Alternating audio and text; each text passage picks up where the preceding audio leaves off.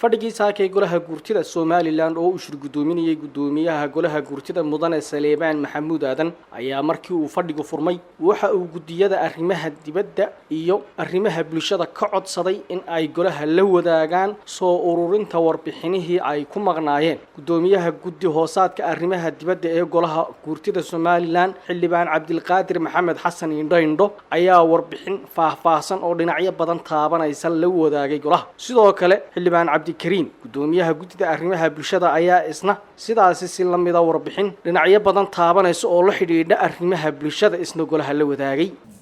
labadii guddiyaha saddex arrimaha bulshada tadaqaalaha waxa la nin reeyo weyn iyo naaga ka muusay midna sidoo xoog wax ma sheego miisaaniyadda guddiga arrimaha dowladda $200 ku jirto labadii boqol ee kun ee doolar mushahar bay ka dhigan waxaana dowladda taariikhda labadii boqol ee mushahar tii dhaqaalaha taasoo kooban kuma canaananayo shirguddoon laakiin innaga inaga timi mar haddii dhaqaale golaha guddigeeda ku shaqeeyo dowladda siisay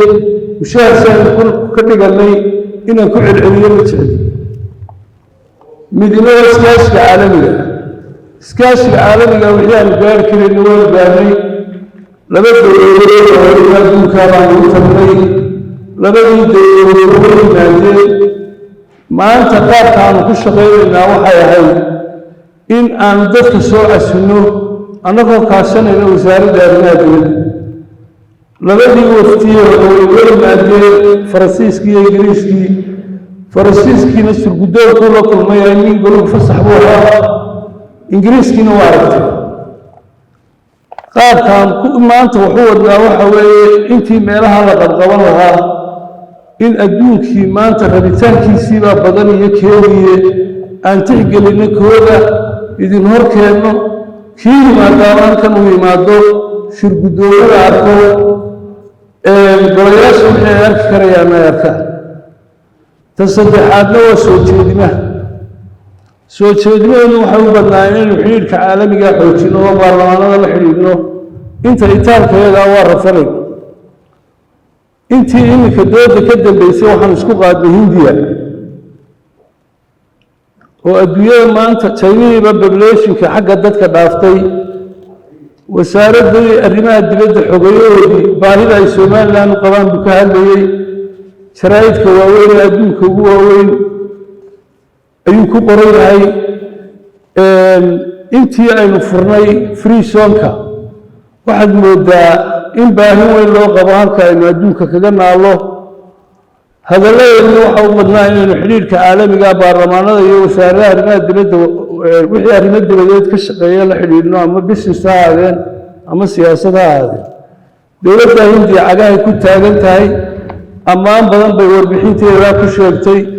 shanta dowladood ee super powerka ah adduunka shantuba inay ka mid ahaayeen 33 dowladood bay sheegeen si sharciyana way u hadlayaan waxay ka hadlayaan Somaliland shanta dowladood adduunka fiitoodan shantuba inay ku jireen saddexdii dowladood inay danaynayaan inay halkan yimaadaan inay free zone ka soo degaan inay warshadaha laakiin industry la yimaadaan inay noqdaan wadamada ugu horeeya ee shirkadaha ganacsigu ay halkan yimaadaan ayay maanta ka hadlayaan marka anigu calaa kulli xaal waxa kale waxa weeyaan sidii wasaaraddan u shaqeynay hore waan ka dhignay guddigan arrimaha dibadda golaha wakiiladana waa wada shaqeynaa in xoogga waxaanu saaraynaa sanadkan inaanu dhoofka yarayno oo yeelista badino sidoo kale wakaaladda biyuhu waxay ku guuleysatay inay hirgeliyaan hawsheediina ay socoto warshadda sifaynta bulaacadaha kuwaasi oo dib ku ahaa bulshada iyo deegaanka xagga fayadhowrka oo bulaacaduhu marka ay qaadaan waxyaabahan ama solid baa noqdaan ama dareere baa noqdaane dooxyada iyo meelahaas ku shubi jireen taana waxa ka dhalan jirtay runtii caafimaad darro marka warshadda mashruucana waxa hirgeliyay وحوي وقلنا كونتراكت هذا قاطي وشيني يا أبو حبيس وجران هوش أسوي صعطة معناها هو بربلوي كبديها وحال الدولة وصوت شيدين إن ما كل شيء كلينا إلى يسيكر لشو ميزانية بيها ينفسمنتي هي كل سماية أمبا دولة هي بريفت سكتور إسكوبا صوبتها بيه هو نوشي هو بيها إذا برشة قبل الله يدلك سي برشة قبل الله يدلك أهلان بيه نظيفة وأنا عفموت كوذا هلس قلني وحن قدي أهان كل طلب حيننا إلا سيب اللاريو بيها عاصمة هوشيدنا أي صعطه هل كان الله يسي وضع سي أي عاصمة أهشو بيكوفران يدلك ودبا قضب كصدحات عافماتك وسارد عافماتك تريد سومالان أو إحسارا كودهان بعافماتك دلك وحا مهم إن يلاتو سياسة عافمات أو قرن National Health Policy taasi oo ka duuleysa qorshaha horumarinta qaranka National Development Plan wasaaraddu waa inay tayeysaa adeegyada isbitaalada dawliga ah ee isbitaalada guud ee dalka oo dhan si bulshadu u hesho adeeg caafimaad oo jaban oo tayo leh isla markaana ay kaga maarmaan adeegyada isbitaalada gaarka loo leeyahay ee aadka qaaliga u ah maadaama dhakhaatiirteeni ay badankoodii iska noqdeen ganacsato iyo dad xagga lacagta waxa way ku dadaala macaash doon ah aad u badan ka sameeya dhaqaale badan isbitaalada inagoo og muhiimadda uu caafimaadku u leeyahay bulshada guddigu waxay talo ku soo jeedinaysaa in shirweyne qaran loo qabto sidii wax looga qaban lahaa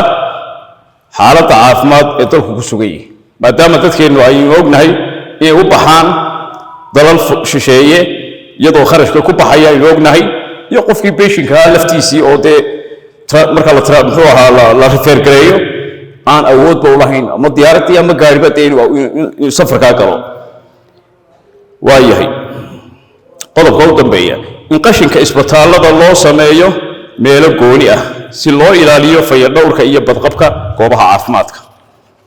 qodobka u dambeeya waa deegaanka